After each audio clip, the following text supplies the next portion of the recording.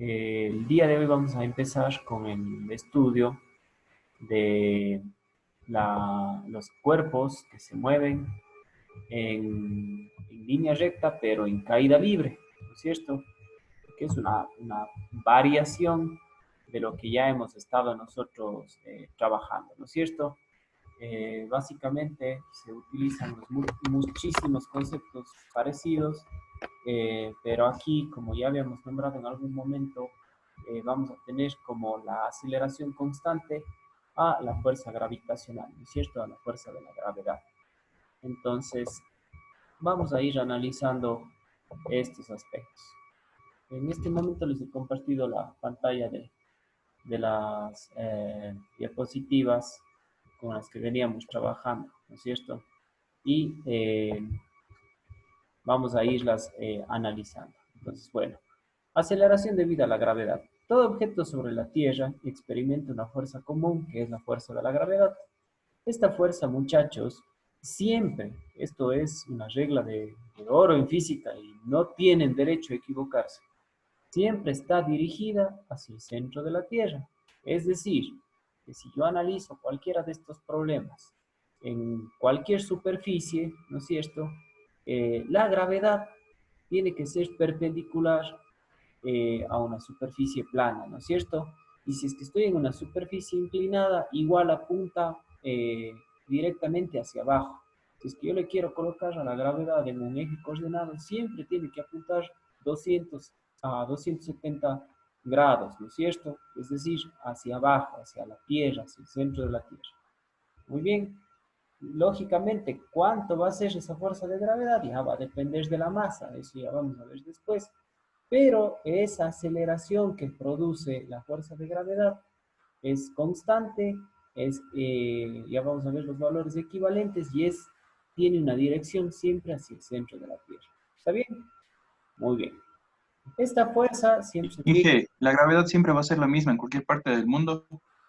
No, existen ligeros cambios de la gravedad según la ubicación en la esfera terrestre, pero estas variaciones, la verdad, son muy mínimas.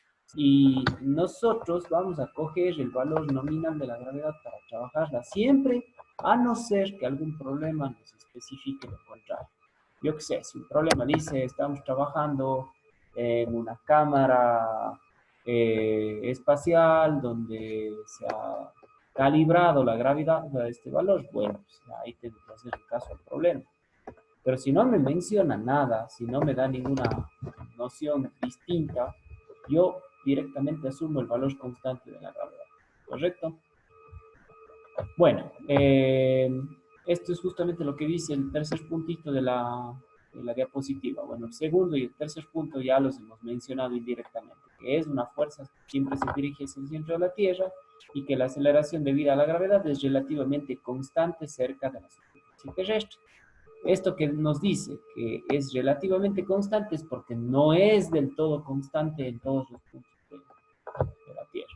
Bueno, antes de avanzar, igual un leve y diminuto paréntesis, siempre tenemos que acordarnos también que cuando nosotros estudiamos la física, siempre se proponen escenarios idealizados, ¿no es cierto? Por ejemplo, ahorita que vamos a estudiar solamente el movimiento y no sus causas, se van a obviar muchísimas cosas, como resistencia del aire, la masa de los cuerpos, la ubicación en la esfera terrestre, ¿no es cierto?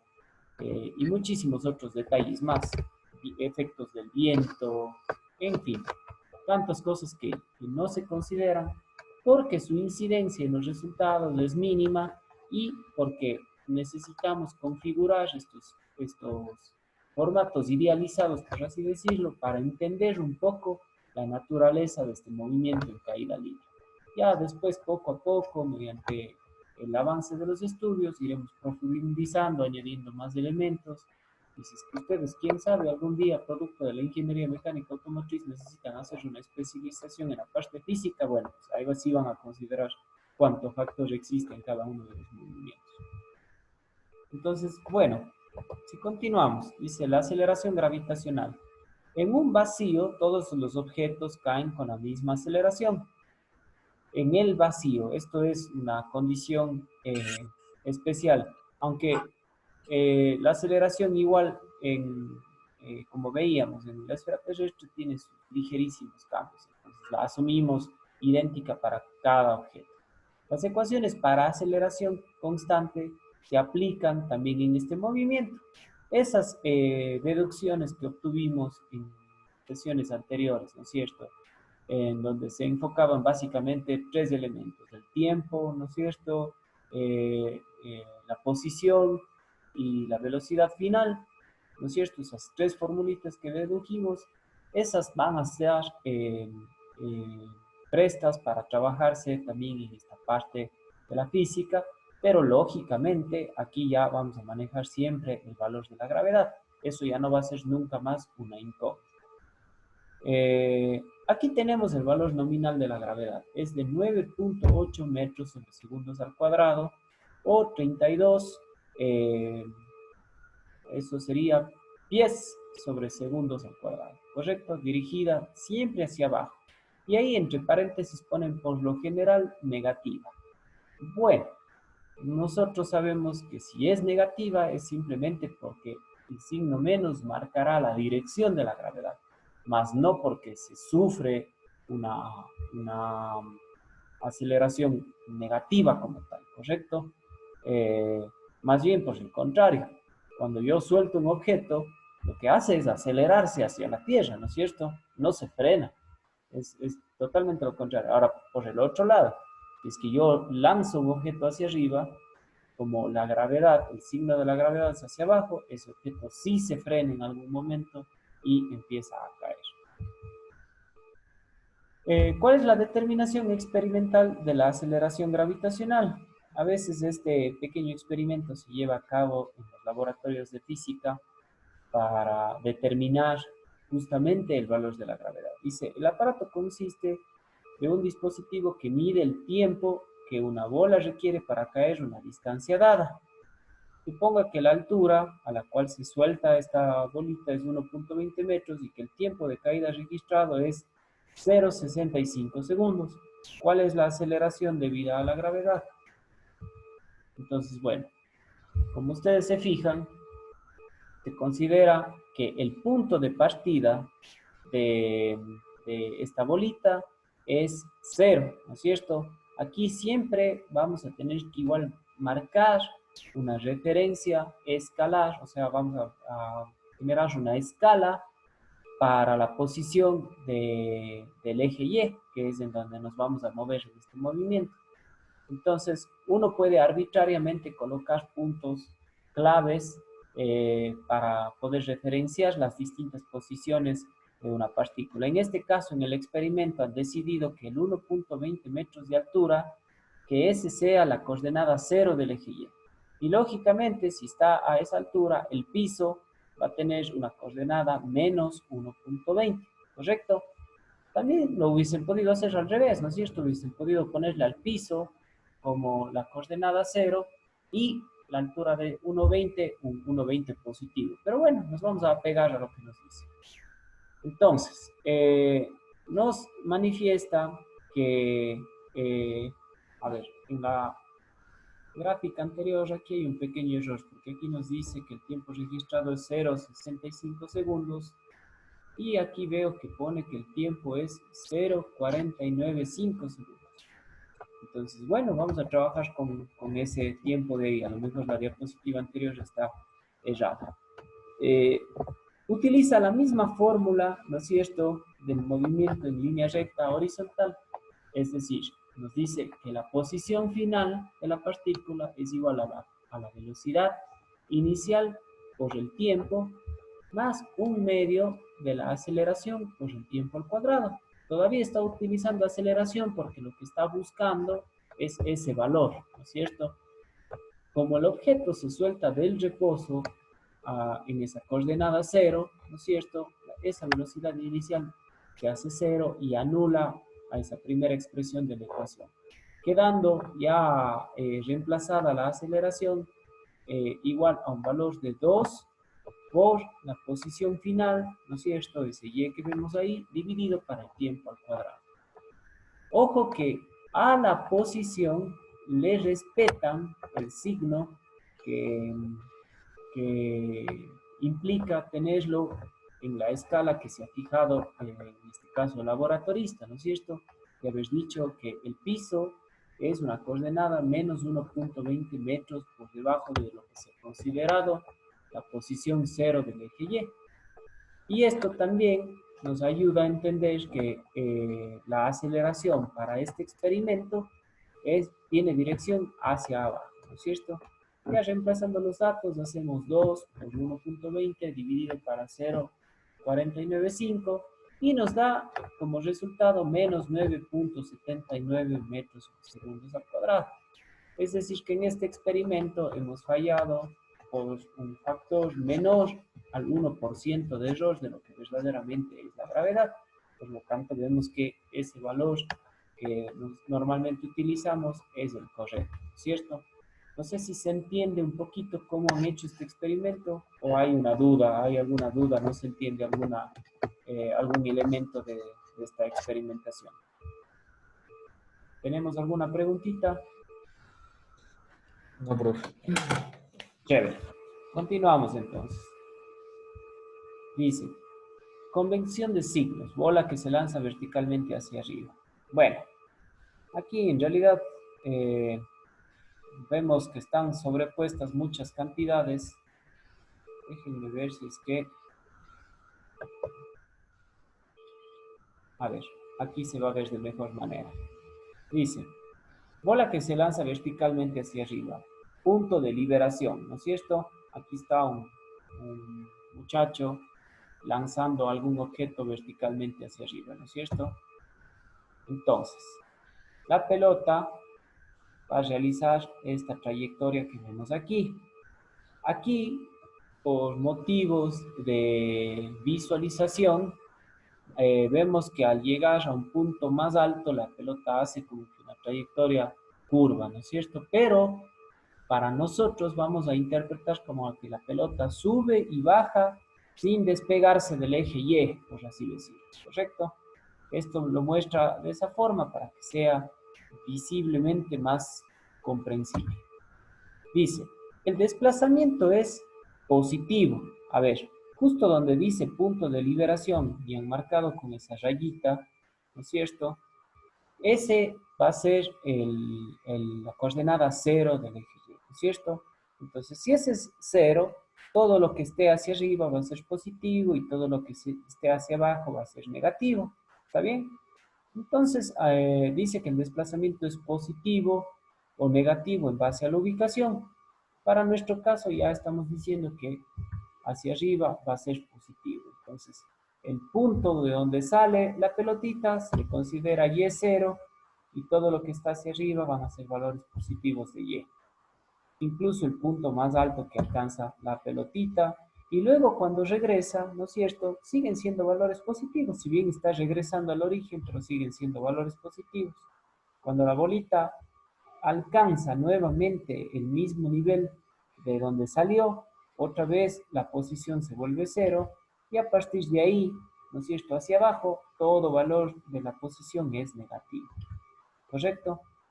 La velocidad también es positiva o negativa con base en la dirección del movimiento. Entonces, aquí, ¿no es cierto?, vamos a tener una velocidad inicial con la que parte la pelota positiva, ¿no es cierto? Cuando llega al punto más alto, ¿no es cierto?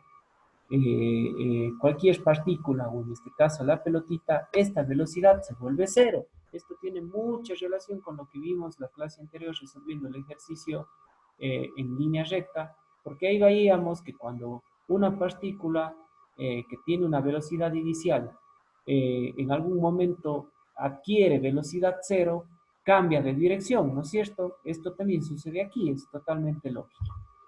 Y ahora que empieza a bajar, a pesar de haber estado en la parte positiva, digamos, del eje Y, la velocidad automáticamente es negativa, porque ya es contraria a la dirección positiva que nosotros le atribuimos al momento de lanzamiento, ¿correcto? Entonces, en todos estos puntos, la velocidad ya se le considera negativa. Negativa sencillamente por la dirección que ahora tiene la partícula, más no porque pueda existir o se pueda manifestar como tal una velocidad negativa. Y finalmente, ¿cuál es el asunto con la aceleración? Bueno, la aceleración dice que es positiva o negativa con base a la dirección de la fuerza. Nosotros aquí vamos a ver, no nos vamos a confundir. Fuerzas no estamos todavía trabajando, ¿no es cierto? No son clases de dinámica todavía, estamos trabajando cinemática. Más bien, vamos a considerar aquí el signo de la aceleración, que es la gravedad, en base a si se opone o favorece el movimiento. Entonces, si el movimiento de la pelotita, en este caso es hacia arriba, y la gravedad tiene siempre signo negativo, o la dirección de la gravedad es siempre hacia abajo, ¿se opone o no se opone la gravedad al movimiento? ¿Qué opina? Sí, A ver, Rafael, ¿qué opina? sí, profe, sí se opone. Se opone, ¿no es cierto? Porque la gravedad es la fuerza hacia el centro de la Tierra y usted está lanzando una pelota hacia arriba. Perfecto, ¿no es Son cierto? opuestos. Profe, Sí, profe, o sea, el 9.8 puede ser negativo. claro que sí. A ver, Mateo.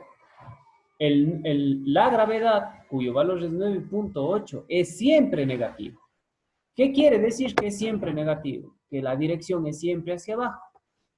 Ahora, ¿qué tal si se me ocurre hacer un problemita donde yo considere el eje Y positivo hacia abajo? Pues en ese momento el signo de la gravedad tendría que ser positivo. Por eso les digo, más que generarse reglas al respecto de esto, traten de hallarle la lógica al asunto de la gravedad. Y esa lógica, a mi criterio muy personal, puede ser que ustedes en algún punto se acomoden de otra manera. Yo considero el signo de la gravedad dependiendo de si favorece o se opone a mi movimiento.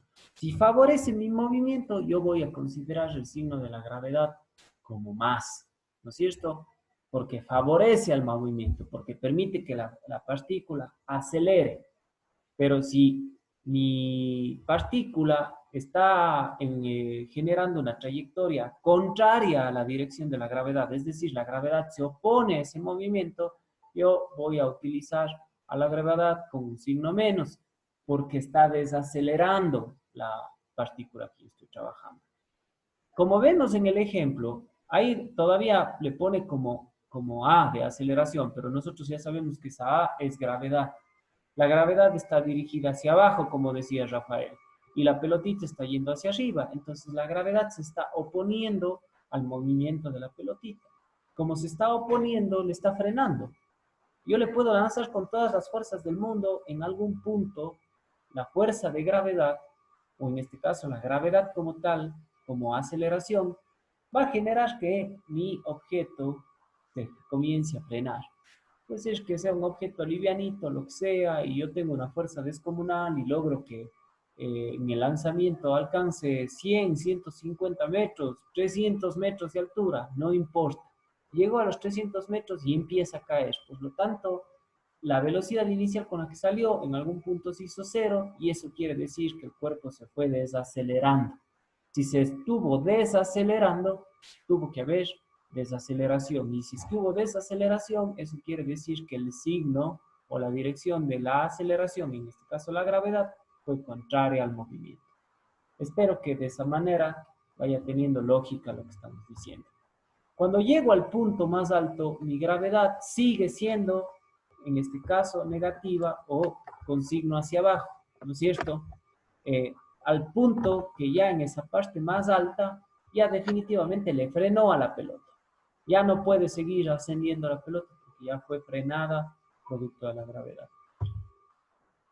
Ojo con lo que nos muestra aquí. Dice que aquí, en esta parte, la aceleración sigue siendo negativa. A ver, estoy de acuerdo con la gráfica. Lógico que la aceleración o gravedad sigue siendo negativa porque sigue apuntando hacia abajo. Pero en este momento ya no está frenando la pelotita. Más bien por el contrario, le está acelerando a la pelotita. Esa pelotita está cada vez cada que sigue acercándose a la superficie, adquiere más y más y más velocidad, ¿cierto?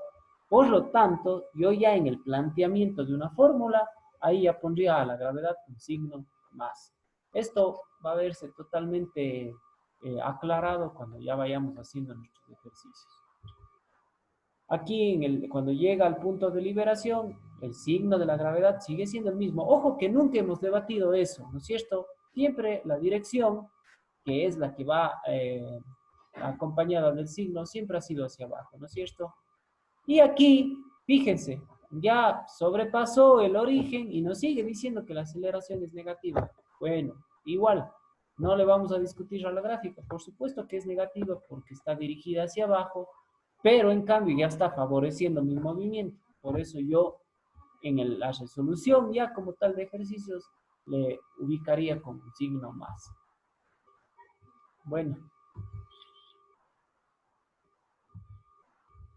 Salgamos ya del modo de presentación como tal y nos dice estrategias para resolver un ejercicio de caída libre. Nos dice que primero debemos dibujar y etiquetar y bosquejar el problema. Esto de aquí, muchachos, este primer puntito yo diría que es la primera regla universal para cualquier ejercicio de física, de cualquier tema. Acostumbrémonos siempre a hacer buenos diagramas de los problemas. Incluso cuando ya entramos a la parte de la dinámica, ahí ya es algo medio indispensable y si no está bien hecho no va a salir el problema tampoco. Dice que la resolución es idéntica, pero que cambiamos aceleración por gravedad. Creo que eso ya lo manifestamos en algún momento. Indique la dirección más y la dirección de la fuerza. Bueno, eso vamos un poquito medio a leerlo todavía de una manera no muy apegada a lo que estamos trabajando, porque como ya lo hemos dicho ahorita, no vamos a pensar todavía en qué genera el movimiento, solamente vamos a ver el movimiento como tal, vamos a estar concentrados en la posición, en la velocidad que se desarrolla y en los tiempos que transcurren. Mencione la información dada y establezca la que se tiene que encontrar. Entonces aquí vemos que siempre vamos a tener el valor de menos 9.8 metros sobre segundos al cuadrado. Y selecciona las ecuaciones que contengan una y no las otras cantidades desconocidas y resuelva para la incógnita. Bueno, creo que eso ya es mucho más fácil de entender. Bueno, en estas diapositivas, muchachos, nos propone el siguiente ejemplo. Dice, una bola se lanza verticalmente hacia arriba con una velocidad inicial de 30 metros sobre segundo. ¿Cuáles son su posición y velocidad después de 2 segundos, 4 segundos y 7 segundos? ¿Correcto? Muy bien. Vamos con el primer paso, dibujamos y etiquetamos un bosquejo. Entonces, bueno, ahí tenemos graficado con un color morado la bolita en su punto de partida, ¿no es cierto? Cuando tenía 30 metros sobre segundos dirigidos hacia arriba, ¿correcto?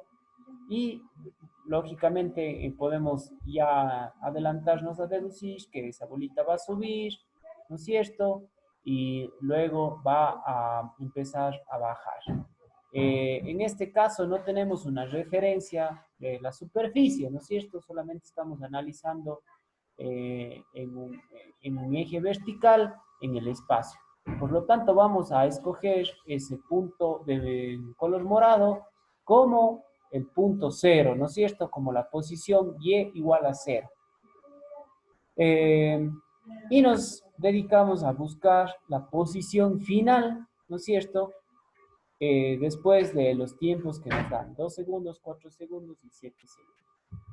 Entonces, bueno, la información que tenemos es la velocidad inicial y el valor de la gravedad. Aquí, bueno, estas diapositivas, recuerden muchachos, son desarrolladas por la editorial McGraw-Hill para el libro de Tippins, pero hay muchísimos errores de tipeo, porque el libro originalmente está escrito en inglés. Entonces, siempre estén atentos para que los puedan identificar y no cometan errores. Aquí, por ejemplo, un gran error, menos 9.8 pies sobre segundos al cuadrado, esto debería ser metros, ¿no es cierto? pequeños detalles que no creo vayan a entorpecer el aprendizaje. Bueno, todos podríamos intuir que la mejor manera de ir encontrando esos valores es reemplazando de la fórmula de la posición final, ¿no es cierto? Porque yo conozco la posición inicial, conozco la velocidad inicial y conozco los tiempos a los que tengo que trabajar, ¿verdad? Aquí recuerden que, a ver, eso que pone y igual a y sub 0 no está mal. Cuando yo aplico esta fórmula directamente con el velocidad inicial por tiempo, es porque en la parte izquierda de la ecuación, de alguna manera estoy encontrando ya el y total, ¿no es cierto? Y el y total le atribuíamos a un concepto un poco de distancia. Ahora vamos a olvidarnos un poquito de eso, eso era un concepto muy de colegio. Ahora vamos a pensar en que esta fórmula tiene que contener a la posición inicial y a la posición final. Pero nuestra gran ventaja es que como nosotros arbitrariamente hemos colocado al punto de partida como una coordenada y igual a 0, bueno, pues la coordenada final sale por añadidura, ¿no es cierto? Va a ser igual a la y que tenemos en el lado izquierdo de la ecuación. Ya reemplazando los valores, esa ecuación nos queda que la posición final en y es 30 metros sobre segundos por tiempo, más un medio de 9.8 metros sobre segundos al cuadrado por tiempo al cuadrado. Y ojo, que al 9.8 le ponen con signo menos. Totalmente de acuerdo. ¿Alguien está en desacuerdo con que ahí esté el signo menos? O alguien dice, pero yo cuando resolví en el colegio, ahí le poníamos nomás 9.8 positivo. Profe, en mi colegio yo sí me acuerdo que nunca, o sea, no me acuerdo de haber ocupado de negativo la gravedad. Ya, muy bien. ¿Sabe por qué sucedía eso, Mateo? Porque en el colegio nosotros acostumbrábamos a que cuando trabajábamos caída libre, poníamos la misma fórmula y el profesor que nos decía, pero ahora ya no es más un medio, ahora es menos un medio. No sé si se acuerda de eso. Al menos mi profesor de colegio, yo estudié en el Colegio Asunción, mi profesora me enseñaba así. Y estoy 97% seguro que el libro que veíamos nos decía eso. Ahora que estamos trabajando caída libre, utilizamos la fórmula, pero ahora la fórmula va a ser velocidad inicial por tiempo menos un medio de la gravedad por el tiempo al cuadrado. Entonces ese menos es el resultado de hacer aquí más por menos. ¿Sí o no? Sí. Entonces, listo. Ya sabemos por qué nos decían que pongamos menos. Ahora, en realidad, muchachos, si quieren, a ver, como estamos analizando ya una física universitaria, sí conviene que ustedes obedezcan el colocar la fórmula así, porque eso nos va a tener todo el tiempo claros de que ese menos 9.8 lo único que nos quiere decir es que la dirección de la gravedad es hacia abajo. En fin, si yo voy reemplazando estos valores, voy a encontrar lo siguiente, que en 2 segundos, ¿no es cierto?, el resultado de la posición final es 40.4 metros. Como el resultado de posición final sale positivo, yo puedo deducir que mi partícula todavía está por encima de lo que yo consideré el y igual a 0. O sea, está más por encima de donde se lanzó. En 4 segundos, ¿no es cierto?, estoy a 41.6 metros. ¿Correcto? O sea, un poquito más por encima incluso. Ojo con algo, pero. Ojo con algo. Yo no sé ahorita, tanto en la primera respuesta como en la segunda respuesta. Bueno, en la primera respuesta podría atreverme a decir que el cuerpo está todavía subiendo. En la segunda respuesta puede ser que mi cuerpo incluso ya esté bajando, pero está por encima de la posición inicial. Eso, como no me pide el problema, no me va a preocupar, solamente me pide mi posición y mi posición es 41.5. Y con 7 segundos el resultado es menos 30.1 metros. Esto se lo interpreta de la siguiente manera. Después de 7 segundos el cuerpo subió, llegó a su punto más alto, empezó a bajar y sobrepasó el origen, ¿no es cierto? La coordenada y igual a 0, y luego logró bajar 30.1 metros por debajo de ese origen, ¿no es cierto? Esos valores de y, de respuestas, ya no los vean como distancia, muchachos. Aprendan a leerlos como coordenadas, ¿correcto? Entonces, me voy a centrar en la respuesta de los 7 segundos. A los 7 segundos, la pelotita del problema está por debajo de su punto de lanzamiento en una longitud de 30.1 metros. ¿Correcto? No sé si me hice entender en esa última parte. Sí, profe. Chévere, muy bien. Entonces veamos la siguiente diapositiva. Me dice, a ver, no sé si nos pedía algo más del problema. Ah, ya. Nos decía cuáles son su posición y su velocidad. Perfecto. Aquí están las posiciones. Ahora vamos a ver las velocidades. Bueno, nosotros también teníamos esta fórmula, ¿no es cierto? Que la velocidad final es igual a la velocidad inicial más aceleración por tiempo. Que nosotros en los libros de física colegial a veces encontrábamos esta fórmula reemplazada a la gravedad o el tiempo, ¿no es cierto? Era común encontrar que, por ejemplo, la gravedad era igual a la velocidad final menos la velocidad inicial sobre tiempo, ¿no es cierto? Pero ojo, si yo la reemplazo a esa fórmula, despejando la velocidad final, adquiere esta forma. Ojo con esto, le sigue ocupando a la gravedad con signo negativo y eso está bien, porque esa es la dirección que tiene en realidad la gravedad. Quedándonos la ecuación de la siguiente manera, que la velocidad final va a ser 30 metros sobre segundos, en realidad haciendo más por menos va a quedar menos 9.8 por tiempo. Ojo con lo que sucede aquí. En 2 segundos, me sale que mi velocidad es 10.4 metros sobre segundos. Noten que ya la velocidad se redujo respecto a la velocidad inicial. Lógico, el cuerpo se tiene que frenar en algún punto, ¿no es cierto? A 4 segundos, mi velocidad es menos 9.2 metros sobre segundos. Entonces aquí se aclara algo. ¿Qué se aclara en este punto? ¿Quién se anima a decirme qué se aclara en base a esta respuesta? Que a los 4 segundos ya alcanzó su máximo, su altura máxima. Y exactamente, Rafael. Y aparte, no solo que ya alcanzó en algún momento su altura máxima, sino que el cuerpo ya a los 4 segundos está bajando. ¿Sí o no? Sí. Porque el signo de la velocidad me dice eso, ¿no es cierto? Si el signo fuese positivo, quiere decir que todavía estuvo en dirección de lo que yo consideré el eje positivo. Pero si ya me sale el signo negativo, eso quiere decir que estoy viajando en dirección contraria a lo que yo califiqué como coordenadas positivas del eje Y. Entonces, a los 4 segundos, ahora sí tengo, por sobra de conocimientos y de conceptos, tengo claro que el cuerpo ya está bajando. Por eso es que a los 7 segundos ya más bien veo que la velocidad se ha incrementado a 38.6 metros sobre segundos, pero sigue manteniendo su dirección hacia abajo.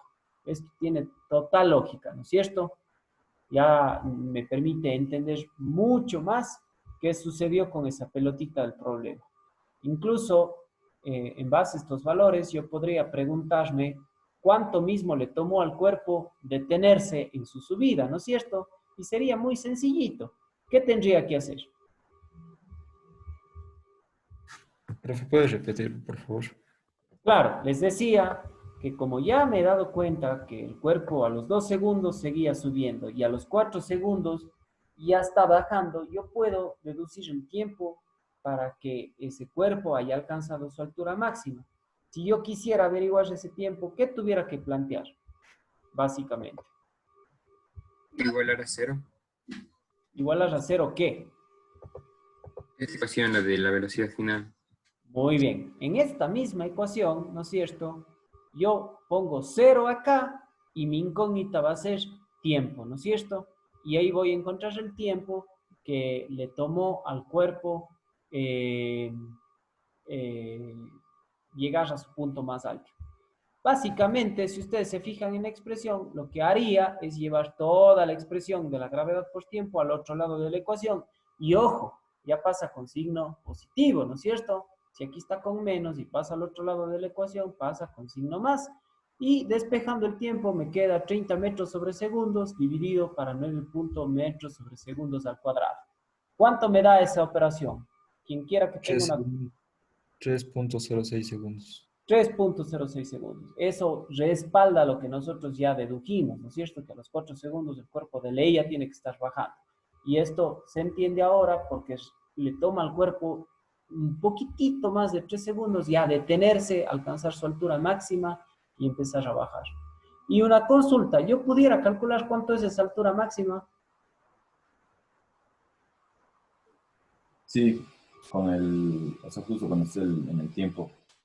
¿No es cierto? Como ya conocemos el tiempo, Sí.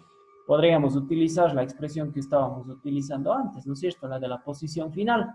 Ahí vamos a hacer la misma operación, pero utilizando el tiempo de 3.06. Muy bien. Veo que le tienen bastante claro al asunto y eso, la verdad, nos deja muy tranquilos.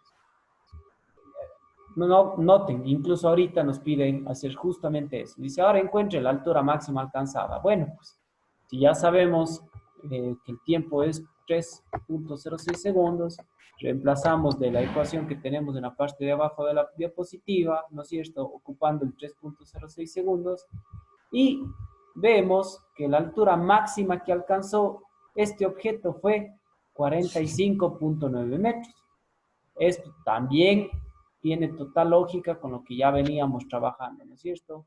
Porque nosotros habíamos dicho que el cuerpo a los 4 segundos, si no estoy mal, tenía una altura o una posición final de 41.6 metros. Tiene lógica, ¿no es cierto?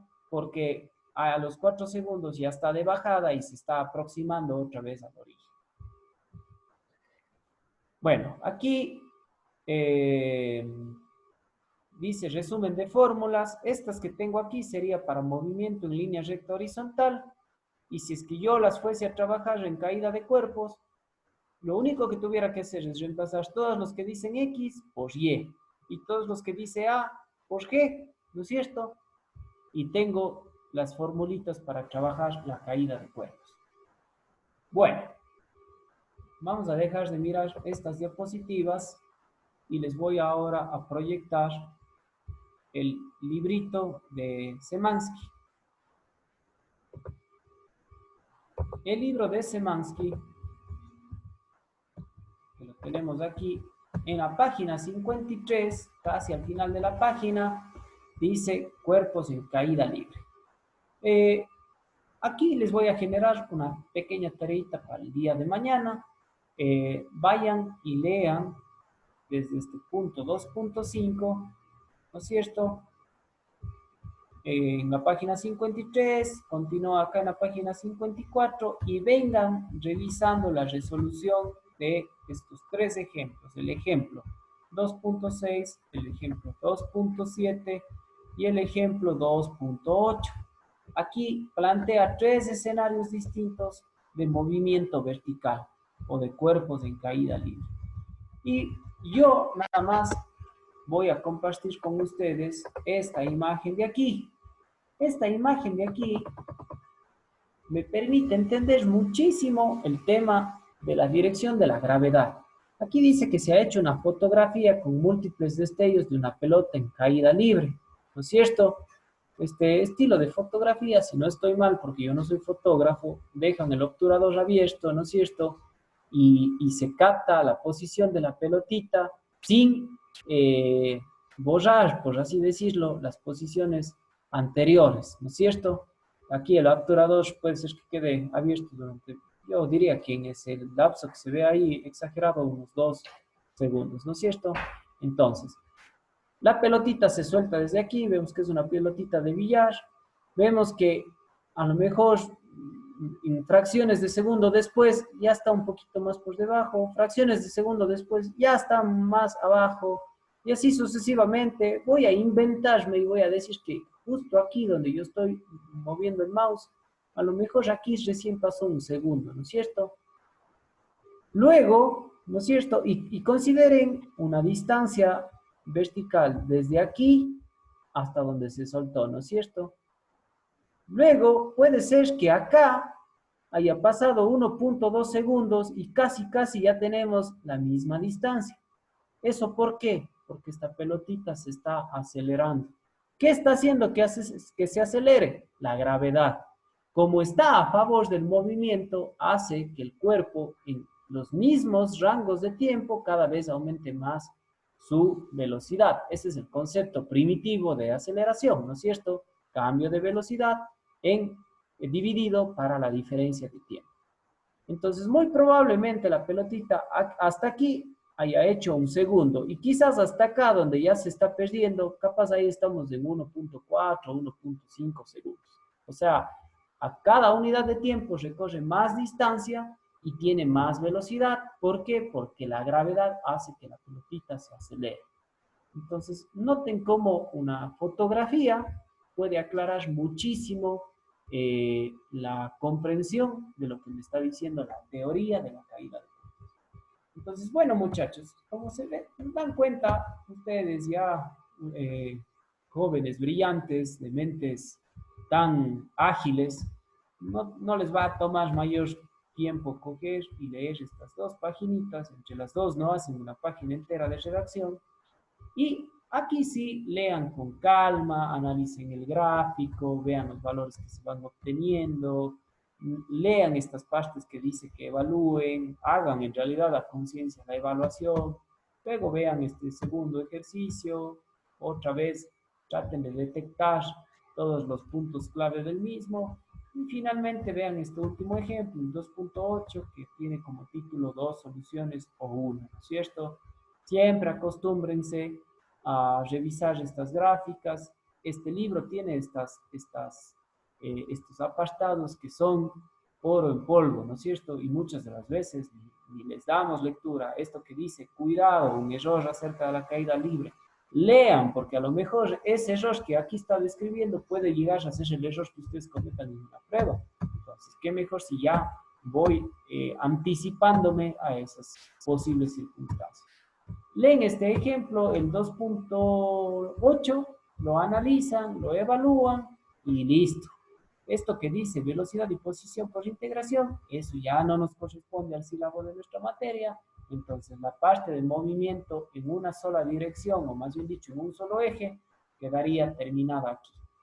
El día de mañana, si es que ustedes ya vienen leyendo estos ejemplos, yo haré con ustedes 1 o 2 ejercicios exagerados y creo que con eso podríamos mandar un pequeño margen de ejercicios para que los resuelvan el fin de semana. Y si hacen todo esto como yo les estoy pidiendo que lo hagan, créanse que van a llegar, pero más que expertos en estas temáticas, para cuando sea que se haga la pruebita de esta parte de la materia. ¿Correcto? Entonces, listo, muchachos.